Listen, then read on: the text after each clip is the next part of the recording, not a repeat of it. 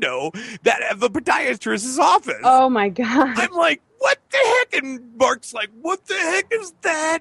And I'm like, oh my God, this is craziness. And from that point on, we have never figured it out what that was. But I'll tell you one thing, since that thing has been removed, my frequency, my vibration, my, even though I'm suffering from some other health issues, my whole mind, it seems like I'm released of whatever was holding me down.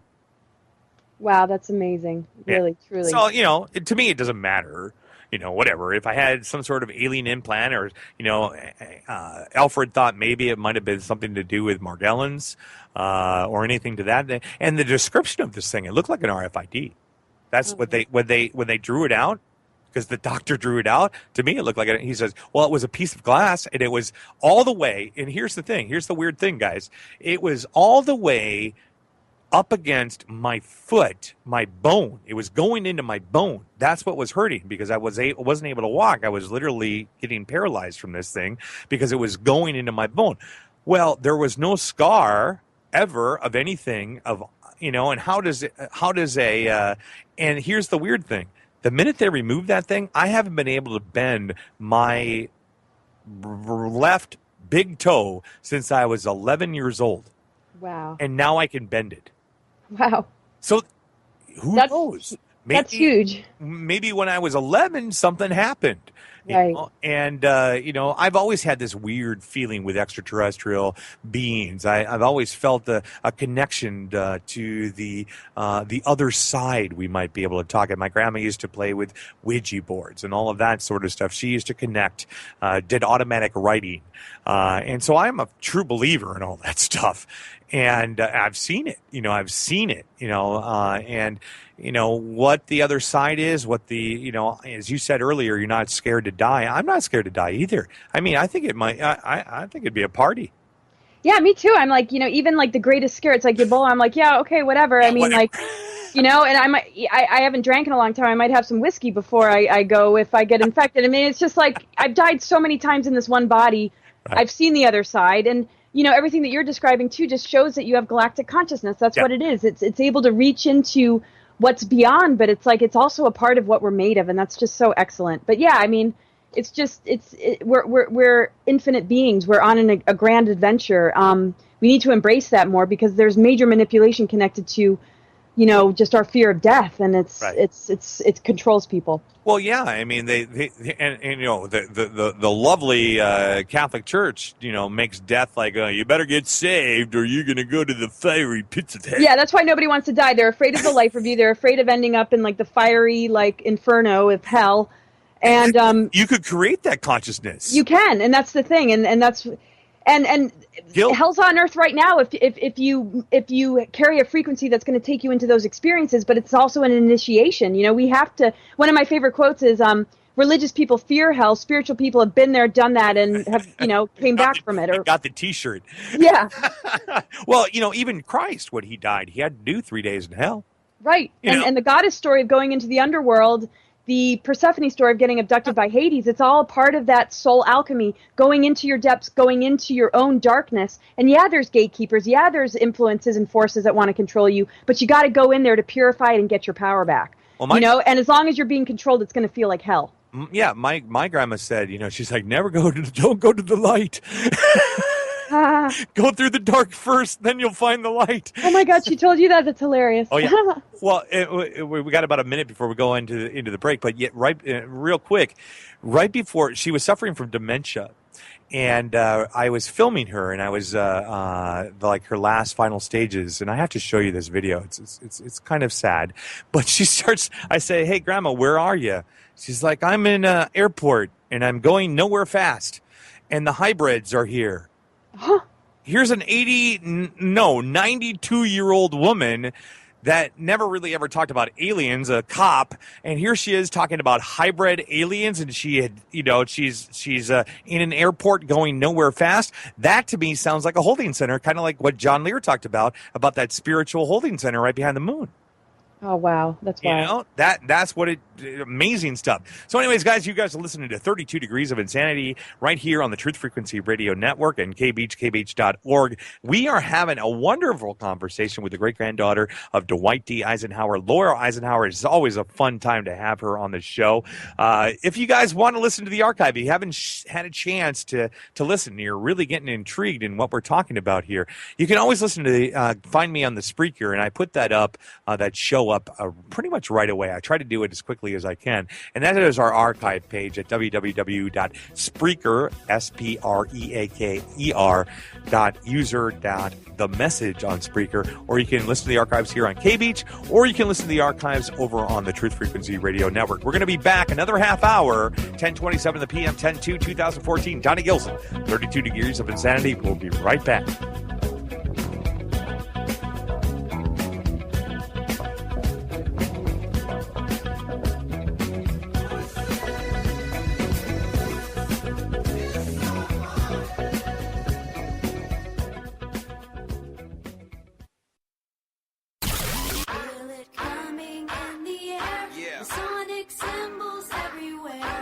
The Cat Baker Show, Monday through Friday on Truth Frequency Radio.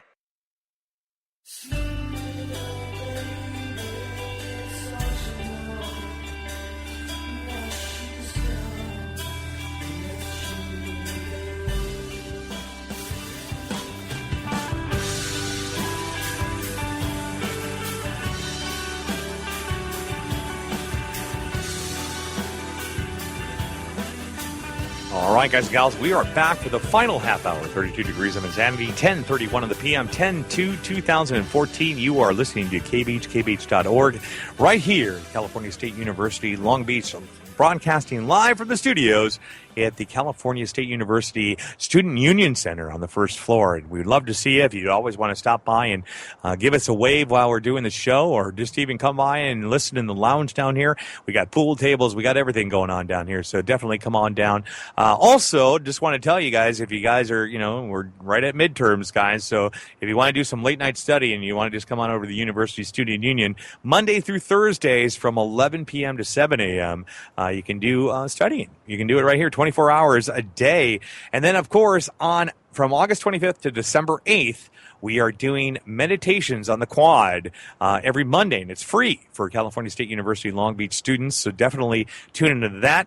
And if you are listening to us on the Truth Frequency Radio Network, you want to stick around and listen to some of the new I think Clyde Lewis is following me right after this, and if you're a Cal State student, if you want to listen to Truth Frequency, you can do that, or you can listen to Sex at the Beach, and Sex at the Beach is going to be following me right after this. So we definitely want you to join us and be part of the family here as we grow as 32 Degrees of Insanity. A lot of great show, a lot of things happening.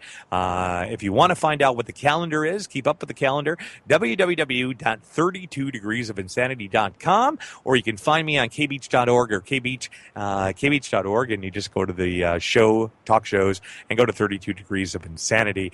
And I wanted to talk about that Meditation Mondays. It is every Monday from 6:30 p.m. to 7:30 p.m. at the Student Rec and Wellness Center. So anyways, without further ado, tonight we are having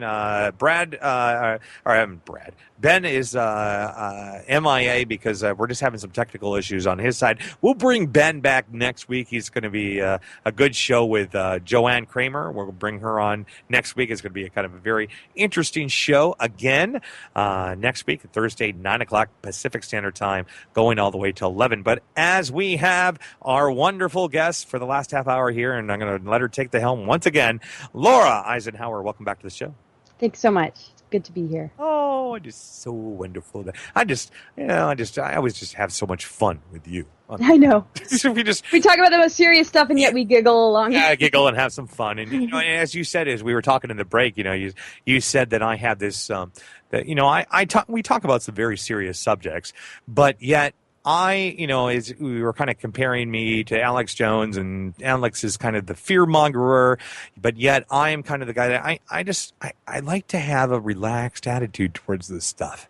Because if we don't have a relaxed attitude and we get all fear, or we don't know what's going to happen, then our energy, our vibration within our own selves, and that affects us health-wise in every direction. And it's so incredible you get that, because a lot of people don't. And the intensity about the information and the fighting over the information and the slamming and the smearing and just the fear and the anxieties, it's like, wow, that's not really being awake. It's being informed, but you've got both. So it's great. It really is. I and not saying that I haven't gone through my fair share of frequency problems, but that's the learning curve that you have. And for us that are out there in the public trying to inform others, well, we have the other forces that don't quite like that. And you and I have struggled with troll activity. You have, we talked about this a few months ago, but you have been attacked on all levels. It is amazing, kind of the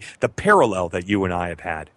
Yeah, it's unbelievable. I can't even get over it. I mean, it's every day, and I really don't let it get to me. And just like you said, you just have to not let it affect your frequency. You can't let it bring you totally down. And of course, we're human, and there's going to be moments where it's difficult. But it just strengthens me, really. You can't destroy truth. It is what it is, regardless of people believing in it. And there's things that are in me that you can't destroy or take away. And whether everybody disappears from the face of the earth, what is true still remains. So. Oh yeah, it's I say if we all died tomorrow, I'm good. I'm good. I know that I have done. There was a story that I it was a church one time, and it was about this little girl that died, and they were at the gates of heaven, and everybody was at the gates, and they were saying, "What have you done to get into heaven?" And people would go, "Well, I was a nice person, I had a good family, I did this, but what have you done?" And nobody could answer the question. And then the little girl comes up, and she was like, the question was asked again, "What have you done to come into heaven?" And the little girl goes, "Well, I loved humanity." Aww. And that's it. That's it. That's all we have to do is love one another. Totally. And just devoting to, the right path. You don't have to do it perfectly. The thing is, we're not here to attain perfection. We're here to just be devoted. We're here to self-correct. We're here to really develop ourselves. And there's a lot of compassion and unconditional love in that process. But if we don't devote ourselves, we tend to lose ourselves. But devotion creates a relationship. It creates a relationship with the earth. It creates a relationship with spirit. And when there's a relationship, there's the ability to work together and to bounce back and to, come back to center when one falls apart a little bit. Yeah. It's the home base that we have to come back to, but without knowing to devote to it, other things can be placeholders for that, and they can be very destructive energies that replace that core center that we need to stay in touch with, because that core center connects us, on a vibrational level to what's happening on this earth and the stargates opening, during this critical window period that we're in, and also to the incredible energies that are streaming in from the galactic center. And balance is everything. But we're going to get off balance a little bit. But as long as we know what to focus on and what the home base is, we know how to get back. And we don't want to look to religion. We don't want to look to government as that home base, because it's completely leading us astray. And I think most people know this. Even if you're not fully awake, I think most people get that the powers that want to be are not out for us. There are many, though, benevolent beings within those systems that are doing their best. And the more we get to know the people we're dealing with, the more we can, be supportive. But we really have to become our own leaders. We really have to, become that embodiment of that spiritual path. It has to be beyond belief. It has to be embodied. Yep. And yeah. Do you think that we can reach this in our lifetime? Do you think we're just planning it? I have a feeling this is kind of what I believe, and I don't know if you believe it, but do you think that we're just planting the seeds right now, and maybe 100 years from now we'll maybe achieve this? Yeah, on a lot of levels, I feel like on an energy level we already have, but physical matter moves so much slower than consciousness, and it's just trying to catch up. Yeah. And, and we can't base our successes on what we're seeing outside of us. As long as we, just like you said in the beginning of the show, if we stay, strong and we stay consistent and we stay determined and focused and committed, that's all it's really going to take. And then things will really catch up. It's when we lose patience and we fall apart and feel defeat that these greater forces, these lower forces that aren't greater actually, but they're greater on the level of having a little bit more control over this 3D world, they get the best of us. But we're superior in the sense that we're multidimensional and we have direct connection with spirit. So do they, but they don't want to play in that energy right now. You don't want to play nice. No, and they have all the options in the world to, turn in that direction. They do. And that's why I don't want to create an us and them. I want to embrace that. I don't want to push it away. Yeah, yeah. Because we are told, to love one another. And we're